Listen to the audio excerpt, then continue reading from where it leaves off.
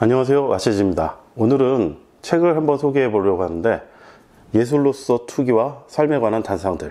이 책은 투자 서적 중에 가장 아끼는 책 중 하나이며, 투자의 기술이나 방법론적인 측면보다는 템플턴의 저서와 함께 정신적인 투자관을 정립하는 데 많은 영향을 준 책입니다. 이 책을 처음 접한 지 정확히 10년이 되었는데, 졸업 투자를 준비하기 위해 투자자라는 직업에 대해 많은 생각을 할 때 큰 도움이 되었습니다. 함축적이며 간결하지만 매우 깊이 있고, 저에게서 이 책이 주는 의미는 투자의 세계를 좀 더 이해하고 투자자라는 직업으로서 근간이 될 투자관을 정립시키는 데 큰 도움을 준 뿌리와 같은 역할을 했습니다. 우선 이 책의 제목에 투기가 언급되었는데, 한국 사회에서의 투기 이미지는 도박과 같은 다소 부정적인 어감을 가지고 있습니다. 책을 저술할 당시가 1800년대 후반이기 때문에 저자의 의도는 아마도 상업적 거래를 뜻하는 의미에서 투기를 사용한 것으로 보여지는데, 투기를 뜻하는 스페큘레이션이라는 어원의 본질은 라틴어로 스펙트로, 바라보다, 주시하다, 스페큘레이션, 유심히 살펴보며 기회를 노리는 행위를 말합니다. 트레이딩이라든가 가치 투자나 어쨌든 간에 유심히 살펴보고 연구하며 기회를 노리는 행위인 것은 같아 보입니다. 가치 투자 기반의 중장기 투자를 선호하는 제 입장에서도 투기라는 표면적인 단어의 뜻보다는 현실적으로 저자가 말하는 금전적 이득을 취하기 위한 거래와 같이 150년 가까이 지난 현 시점에서 투자 활동을 투기로 대입해서 같은 맥락으로 이해하는데 큰 무리가 없다고 생각이 됩니다. 우선 저자인 딕슨 와치에 대해 설명을 드리자면, 1870년대 미국 모카 선물 거래소 회장을 2번 역임했던 인물로 수많은 투자자들에게 많은 영향을 미친 인물입니다.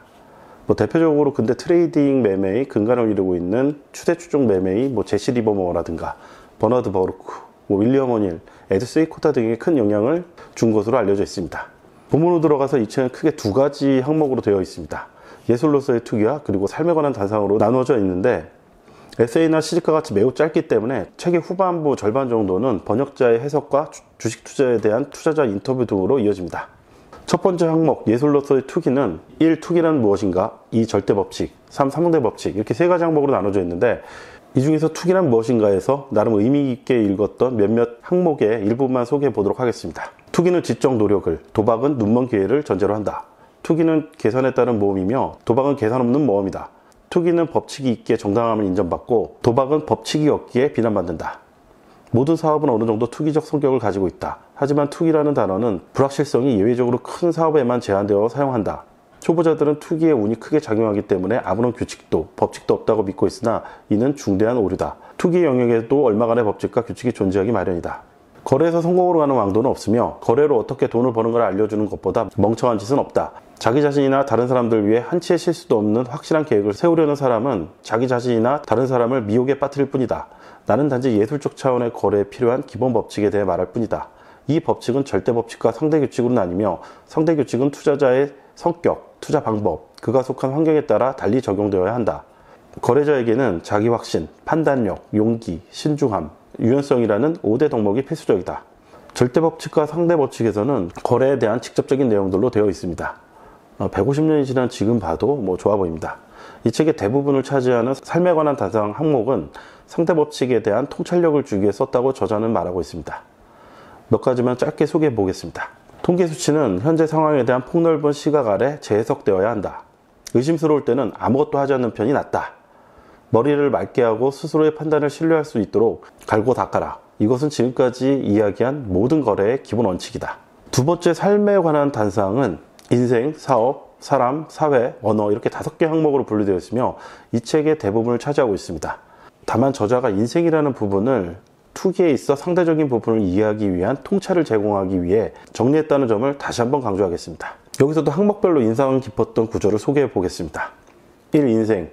보상이 언제나 보상을 해주는 것은 아니다. 위험을 알면 반쯤은 그 위험을 이겨낸 것이고, 실수를 깨달으면 반쯤은 그 실수를 극복한 것이다. 바보들은 자신이 옳다는 것을 증명하기 위해 쓰지만, 현명한 사람들은 자신이 무엇을 틀렸는지 찾기 위해 노력한다. 모호하고 불확실한 것을 추구하면 분명하고 확실한 것이 나타난다. 두 가지 기준을 가져라. 하나는 자기 자신에게, 다른 하나는 타인에게. 자신에 대한 기준은 엄격해야 하고 타인에 대한 기준은 유연해야 한다. 다른 사람의 삶에 활기를 불어넣어주는 사람이야말로 위대한 사람이다. 모든 사람들이 본다. 하지만 관찰하는 사람은 드물고 비교하는 사람은 훨씬 더 드물다. 모든 움직임에는 파동 속에 있다. 정치에서나 사업에서나 위기에서나 정신에서나 내려가는 파동에서 쉬고 올라가는 파동에서 함께 올라가라. 어떤 사물을 정확히 본다는 것은 그 사물과 다른 사물과의 관계를 제대로 본다는 것이다. 이 사업, 사실을 이론에 맞추지 말고 그 이론을 사실에 맞춰라. 기회는 언제나 찾아온다. 기회를 잡을 줄 아는 사람이 드물 뿐이다. 거래하는 데 완고한 사람은 오래 살아남지 못한다. 현실에서는 개인의 평등함이 충분히 고려되지 않는다. 스스로의 영감을 믿어라. 영감은 대개 한 차원 더 높은 이성이다.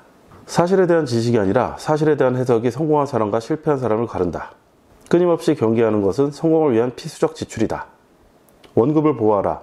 이자가 스스로를 돌볼 것이다.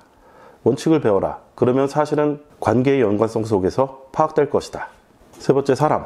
사람들이 생각하는 만큼 좋은 사람은 없으며 사람들이 생각하는 만큼 나쁜 사람도 없다. 뛰어난 사람은 다른 사람의 지혜를 경멸하고 위대한 사람은 다른 사람의 지혜를 활용한다. 작은 사람은 이해를 구하지만 위대한 사람은 오해를 받아도 상관하지 않는다. 자수성가한 사람은 매우 미천한 직업을 자랑한다. 가장 완벽한 사람은 인생의 본질을 이해하는 사람이다. 4. 사회. 최소한의 예의범절이 최상의 예의범절이다. 특징 없는 사람들이 괜찮은 사람들이다. 사회는 하나의 유기체다. 집단의 활력을 불어넣으면 개인의 삶이 고양되고 개인의 삶에 활력을 불어넣으면 집단의 삶이 고양된다. 5번째, 언어. 생각은 생기를 불어넣는 피다. 다른 사람의 말이 아니라 자신의 생각이 중요하다. 간결함은 언어의 영혼이다. 사람을 이해하려면 그가 하는 말을 봐라.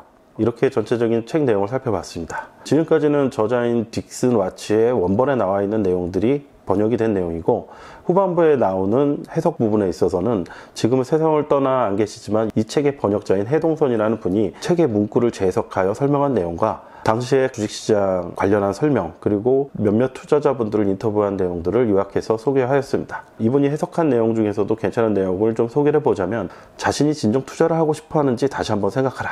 투자 고수들은 진정으로 투자, 거래를 즐겼으며 이로 인해 발생하는 좌절이나 번민, 외로움 등의 감정을 극복할 수 있는 감정의 소유자들이었던 것이다. 이 내용은 이제 잭 슈에거라는 사람이 수십 명의 투자 고수들을 인터뷰하고 정리한 내용 중에서 발췌한 건데, 인용해서 설명을 해주었고요. 자신의 성격을 냉정히 파악하고 성격에 맞는 투자 방법을 구사하라.